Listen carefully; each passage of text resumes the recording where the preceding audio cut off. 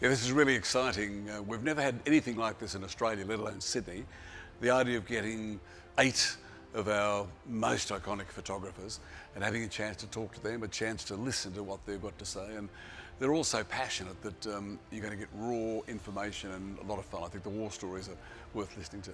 Photography for me is freezing a moment in time and the ability of sharing it with a lot of people. And it's something I do every day, and it's a major passion for me. My whole life kind of revolves around it. I'm a visual artist working mostly in photography, time-lapse video and in film. I've had a role in the production and the filming of a couple of very long-term documentaries. And that finds me, or leads me to places like the middle of Lake Eyre and also to the Greenland ice cap, where I've spent the last 15 years of my life. Everyone seems to be a photographer these days, so I think they sort of kind of learn how to define themselves as a photographer. And I mean, it's a sort of a word that's tricky to use now. It used to be a kind of highly specialised world. When I grew up, I mean, photographers were abaddons and pens and. Yeah, I guess being an artist and a photographer, I keep figuring out how can I evolve as a person, and I think that's what I love the most about photography, is that there is no, oh that's it, I've done the best thing ever.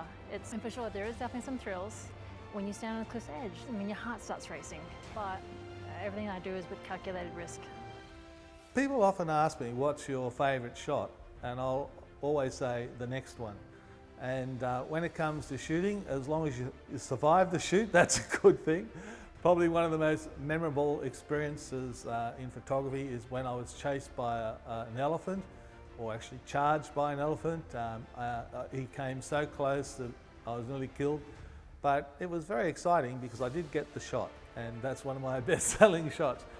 Photography to me is a vehicle. It's a way of interaction with so many different people from so many different walks of life, and it's an opportunity to give an insight into somebody else's world that most people wouldn't get to see.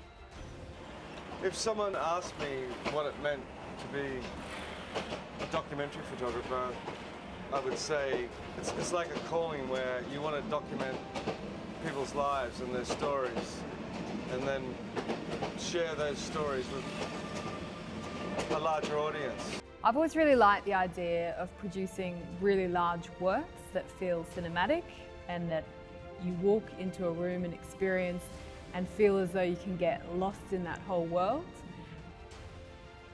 So don't miss this. Get along to Aperture on the 28th, 29th of April in Darling Harbour, the International Centre of Darling Harbour.